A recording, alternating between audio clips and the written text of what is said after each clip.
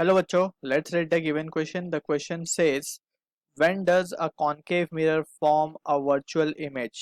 So ये एक special condition है कॉन्केव मिरर के इमेज फॉर्मेशन की, जहाँ पे ये वर्चुअल इमेज फॉर्म करता है। वरना तो जो इमेज मोस्टली हर केसेस में जो कॉन्केव मिरर फॉर्म करता है that is real and inverted. Alright, so virtual और इरेक्ट बहुत कम केसेस में है, वो सिर्फ एक ही केस है that we will discuss it here.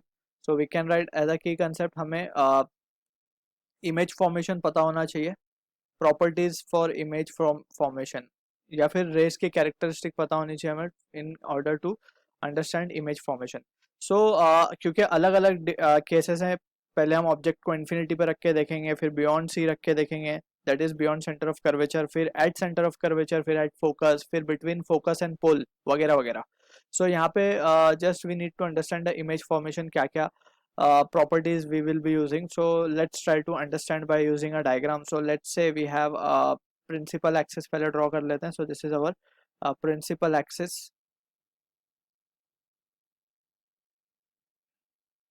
और ऑब्जेक्ट वर्चुअल कहाँ बनता है कॉन्केव में, वी नीड टू रिमेंबर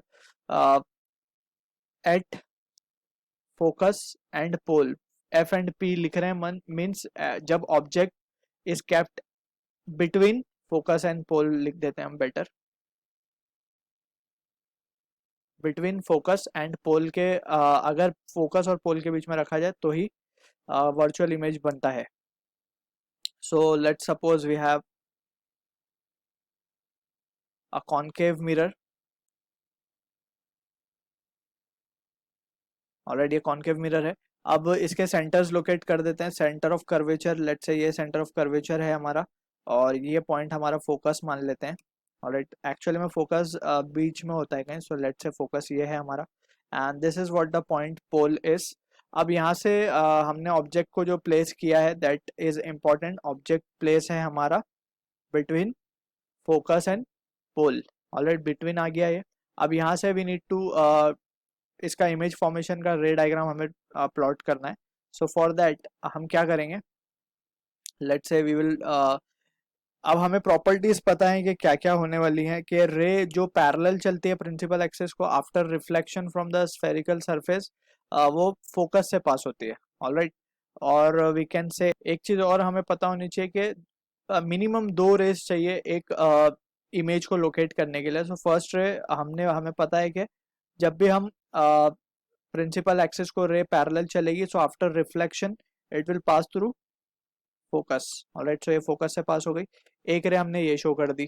अब दूसरी रे के बारे में क्या करें, दूसरी रे को हमें बनाना है। सो हमें पता है कि जो सेंटर ऑफ कर्वेचर से लाइट आती है, सो उसका एंगल ऑफ इंसिडेंस जीरो होता है, बिकॉज यहाँ पे सेंटर ऑफ कर्वेचर से लाइट विल पास, वो अपना ही पाथ रिट्रेस करके पीछे आ जाएगी। ऑलराइट, क्योंकि वहाँ पे angle of incidence is zero. So अब यहाँ पे अगर एक और रे हम कंसिडर करें, लेट्स से दिस। सो हम इसको अगर थोड़ा सा पीछे की तरफ ड्रॉ करने की कोशिश करें या पीछे की तरफ प्रोड्यूस करें इस रे को, so this will be something like this. Alright, so ये रे को अगर हम देखें ध्यान से तो ये भी कहीं और जा रही है, and this two rays are not meeting at all. So अगर ये रेज मीट नहीं कर रही, so we need to understand this. अगर हम स्केल से बनाएंगे तो ये डायग्राम प्रॉपर बनेंगे। सो ये रे इस तरफ तो कभी नहीं मिलने वाली। सो हमें क्या करना होगा, we have to produce this ray backward. Alright, सब जब जब हम इन्हें बैकवर्ड प्रोड्यूस करेंगे, so they will appear to meet at this point, और यहाँ पे ही हमारा क्या बनेगा, ऑब्जेक्ट इमेज बनेगी। सो यही हमारी क्या है, इमेज बन गई यहाँ पे।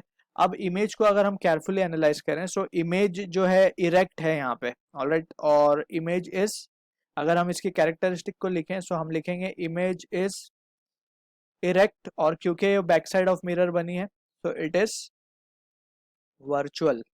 सो हमेशा याद रखेंगे कि वर्चुअल इमेज हमेशा इरेक्ट होती है, या अपराइट भी कह सकते हैं हम इसे। So this is the first property. Second property यहाँ पे ये है कि we can clearly see image जो है एनलार्ज्ड है, image is magnified, we can say बड़ी इमेज बनी है। Alright, so this two important characteristic we can detect from the given diagram.